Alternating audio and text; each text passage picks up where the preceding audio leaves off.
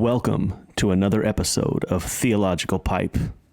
News, culture, sports, politics, and everything else from a theological perspective. It's all summed up in love. What should I do? Tell me. God is good. Give it to me, give it to me, give it to me, give me peace. Give me peace. Put that in your theological pipe and smoke it. Hey, welcome, episode 4, Theological Pipe. Thank you guys for joining us. Appreciate everyone that's listened and commented and subscribed and sent me messages and stuff. Really appreciate it. We're on Spotify. We're on YouTube. I know we're going to be on Google Podcasts, a couple other sites. A couple other platforms. We'll be on Apple soon. But thank you guys for listening. Keep listening. Keep commenting. Today it's gonna be a little bit different, a little bit shorter, and probably a little less heavy.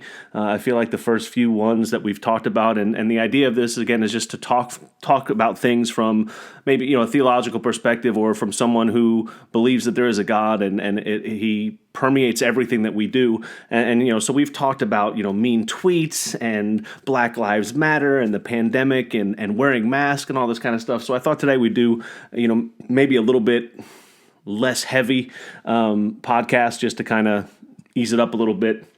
I did want to start out, I don't know if you guys saw this, the NFL, they're going to start playing football soon, and they're, starting training camp and getting things together and going to start the season. And, fingers crossed, I hope that, they continue and they play football. And I hope the virus, even though the case numbers have continued to go up over the past, few days, the deaths have stayed low. And so let's hope that's a good sign and things can get back to normal and we can get baseball going and football going. I know college football has canceled some games and canceled some non-conference games. I think the Ivy League has canceled all fall sports. So I'm hoping that things ease up and we get to play football. But the NFL, and I don't know if you follow it that well, but their leadership, I think the leadership in all sports is lacking. But the NFL, Roger Goodell, is probably one of the clowniest, I guess. I don't know. And again, it's easy to criticize when you're not in a leadership position. It's always easy to criticize the leader. But it just seems like there's times that he does things that are a little goofy. He might give a penalty to one guy for doing something minor, but then, let's say it'd be a 4-game suspension, but that someone will be on camera, abusing their wife, and they'll get a 2-game suspension, and people don't understand how he's just a goofball. So they came up with a new rule, 4 games that are coming up in the fall, and they banned athletes from swapping jerseys after the game. So they're going to play football. There probably won't be fans in the stands, or if there are, they won't be as many. But they're going to play football. It's going to be the football that we know and love, vicious, people hitting each other, tackling each other, 11 on 11, guys on the sideline. So they're going to play football. But after the game is over, what a lot of players will do is they'll meet and they'll shake hands, and, some of them will kneel down and pray. Some of them will, hug each other. They'll sit there and talk, and they'll exchange jerseys. So they'll, the best player on one game will meet with quarterbacks will meet, and they're like, I really respect you. I respect you. Well, let's trade jerseys, and it'll be like a little souvenir. And so they'll take off jerseys and they'll trade with each other, and you'll see it on camera sometimes. And it's a cool moment to me. I think it's pretty sweet. Two teams that have been trying to basically destroy each other. When the game's over, there's good sportsmanship and they shake hands. The NFL has banned, because of the coronavirus, the jersey swap. So they're going to let guys roll around, bleed on each other, sweat on each other, yell at each other, tackle each other for 4 quarters. But after the game, don't exchange jerseys, because that could be bad. And I just found that kind of funny. I was like, of all the things that you're going to have issues with, they're going to ban the jersey swap. I just thought that was just one of those ridiculous things. But like I said, I'm really looking forward to sports. I think, I said in yesterday's podcast that, there is a void for for people of like live events. We can do concerts, we can do comedy clubs, going out, seeing shows. There's a void, and for me and for a lot of people, sports is something that we get to do, and it's not there. So I'm really looking forward to sports and for it to come back. And baseball will be back pretty soon, a few weeks. UFC is at least going on. There's soccer, but I want football to come back. Basketball's on its way back, and I think when that comes back, at least there'll be some sort of sense of normalcy, and I just hope it comes back. And again, I hope that regardless of what the case numbers do, I hope that the deaths stay low, and I hope we kind of get a handle on this, and I hope some of the drugs and some of the things they're going to do to bring the keep people safe or healthy, I hope that they continue to work.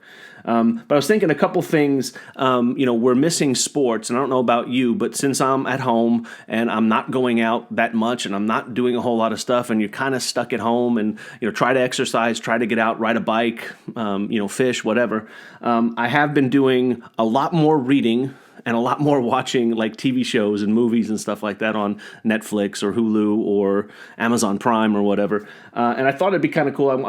I'll tell you just a couple books that I've read that I think are pretty good. I read a whole lot. Normally I'll probably read, let's look, 1, 2, 3, 4, 5, 6. Let's say 20 books a year on average. I kind of keep a track, and I've so far in 2020 I'm up to about 40. Like I read, and I read 2 or 3 books at a time. Plus I'm listening to books on my phone from the library and from Amazon and Audible and all that kind of stuff. And so I've read a lot of books, and I don't know if they'll interest you or anything. I was going to kind of go through and say, hey, here's some books.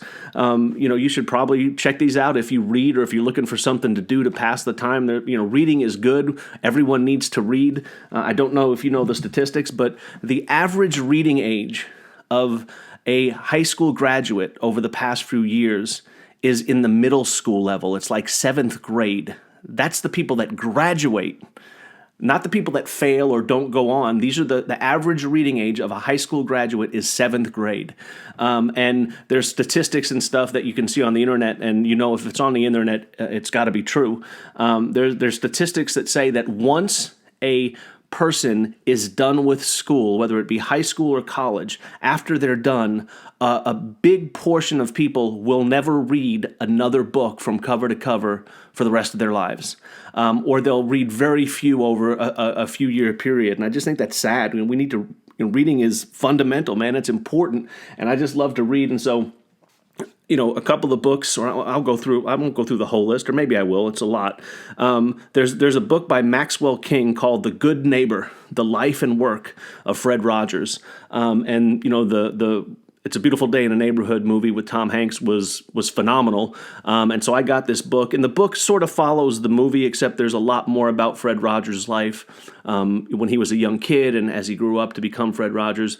But, if you're a Mr. Rogers dude like I was, and we need more Mr. Rogers in the world, the book was great. I'm not going to read the whole list, but I'll just go through. I read a Dostoevsky book, The Brothers Karamazov. Very detailed, one of the greatest books ever written. But it's a read. You're going to invest some time into it, but it's a good read. Calico Joe by John Grisham. If you like baseball, it's a good book. I read Elton John's autobiography. I read a book about Prince. I read a lot about. I read "Face the Music" by Paul Stanley, "Acid for the Children" by Flea. These are all like music autobiographies, and every one of them was great. And I'm not a huge Red Hot Chili Peppers fan or a huge Kiss fan, and I am a fan of Elton John and Prince, but all of them were great books. And I love music, and they were great books. So again, autobiography by Paul Stanley, autobiography of Flea, autobiography of Elton John, and then the Prince book is not an autobiography. It was sort of going to be one, but since he passed away, the author kind of put it together. It's called The Beautiful Ones. Those are good books. The Lincoln Conspiracy is a great read. It's about the conspiracy to kill Abraham Lincoln, but not the one that worked. Before he was president, there was actually another conspiracy to kill him, and that book kind of follows that plot, and it's a great read. It's by Brad Meltzer.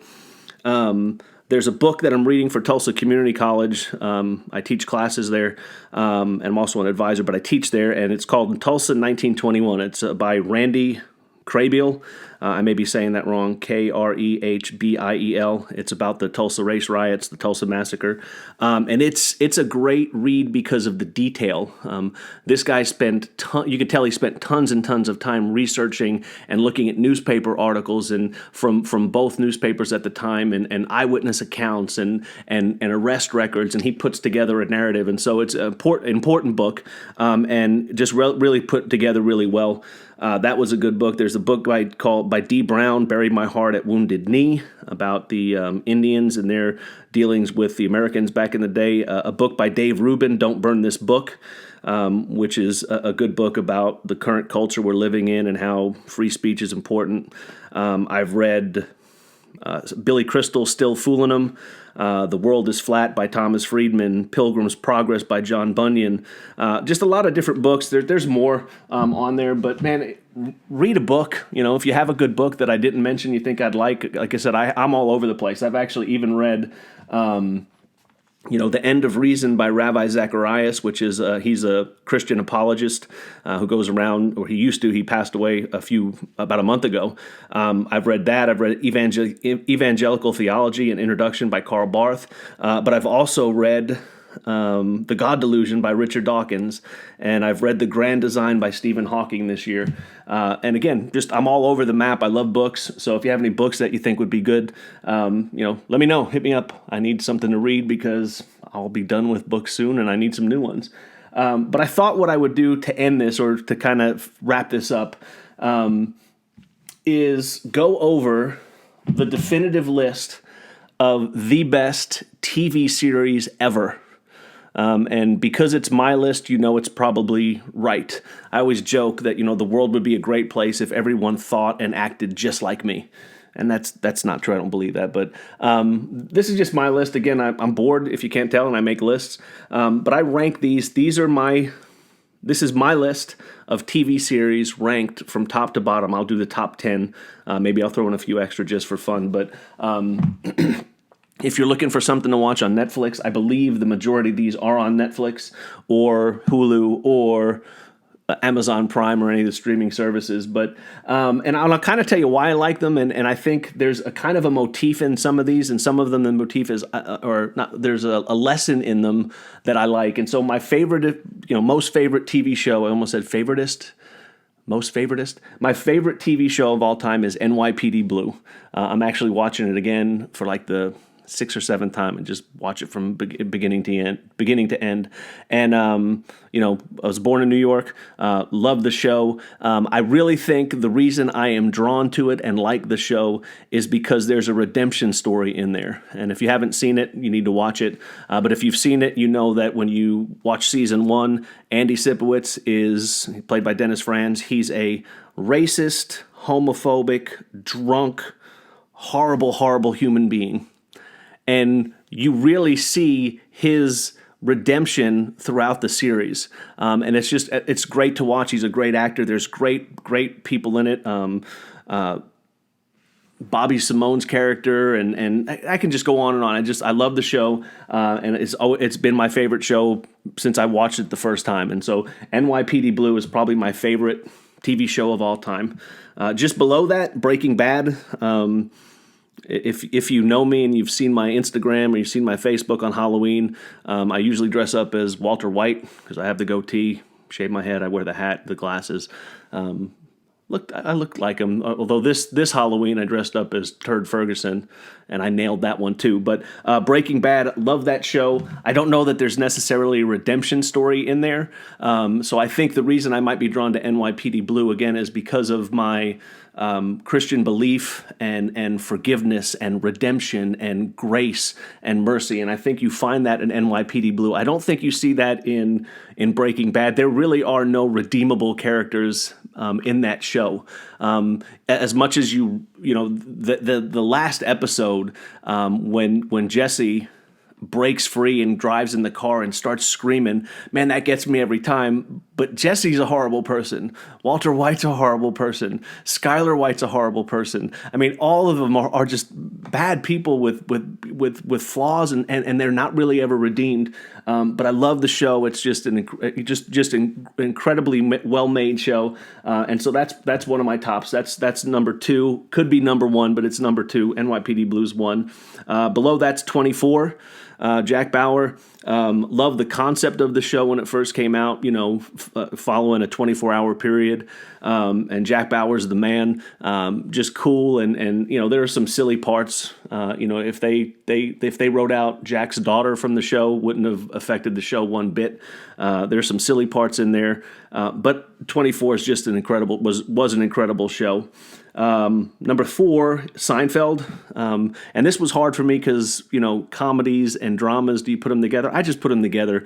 They can change from time to time, but I love Seinfeld. And just below that, and this was really tough for me, these two are probably, I can say, tied. So Seinfeld is 4 and Cheers is 5. And even thinking about it now, I probably should put Cheers higher because it was pretty much the perfect show as far as comedies goes. But Seinfeld's Cheers, and then 6 is The Wire, which is an HBO show.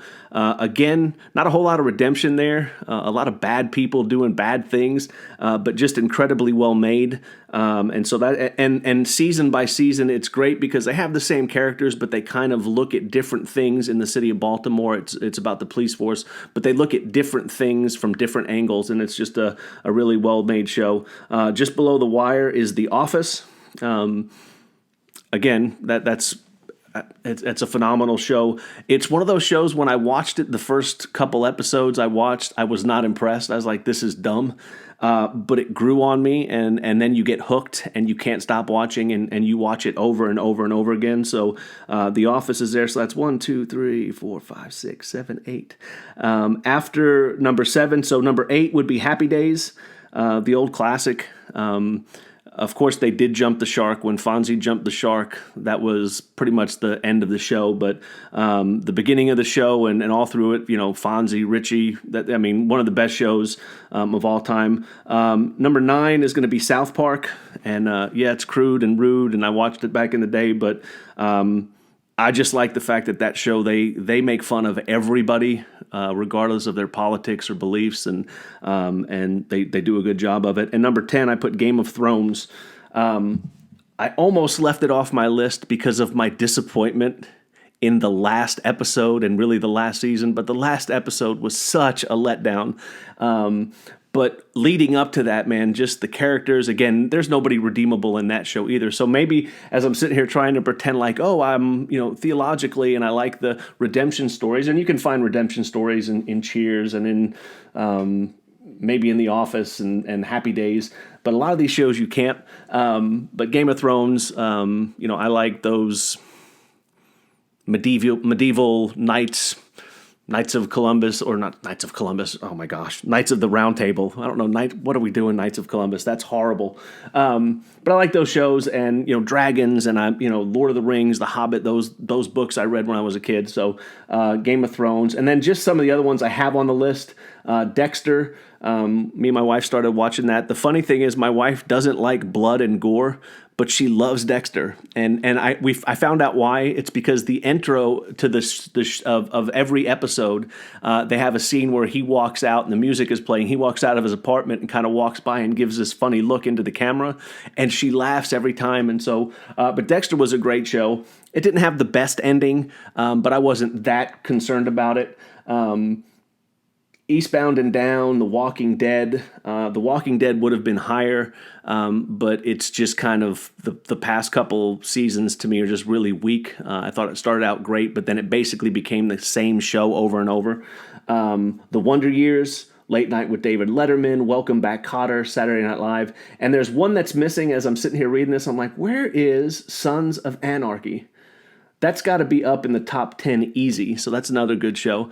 And again, I'm just putting these out there for things to do during the coronavirus, during this time. We've got to do something to keep our sanity. So read a book, watch a TV show, and when you do, find out the characters that you identify with, and ask yourself why, and see if you see some of yourself in those characters. And what I like, I don't do that a lot, but when I'm thinking about this, what good characteristics do I see in those characters in me, or what are the bad characteristics? And that's kind of more up my alley for some reason. I see myself in that character. Well, why? What about me do I want to change? Oh, I need to change that because I can see myself doing what Andy Sipowicz does, or I can see myself doing what Tyrion Lannister does, or I can see myself doing what Michael Scott did, and I don't want to do that. Like I said, just NYPD Blue, Breaking Bad, 24, Seinfeld, Cheers, The Wire. There's your top 6. The Office, Happy Days, South Park, Game of Thrones, top 10. Told you about some of the books I read.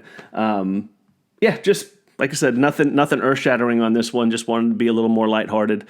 Hope you guys continue to listen. I could say put that in your theological pipe and smoke it, but there's really nothing to wrestle with. Maybe come up with your own list. What are some books you've read? And if you listen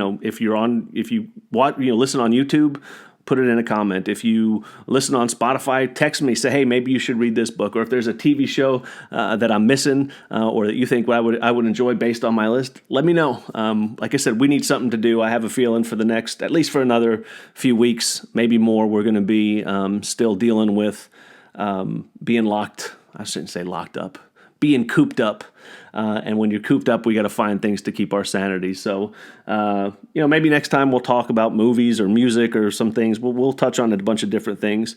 Again, silly NFL rules, books that you could read, TV shows ranked. That's this podcast. That's this episode. We'll see you next time. Put that in your theological pipe and smoke it. And don't forget, always, always, always be nice.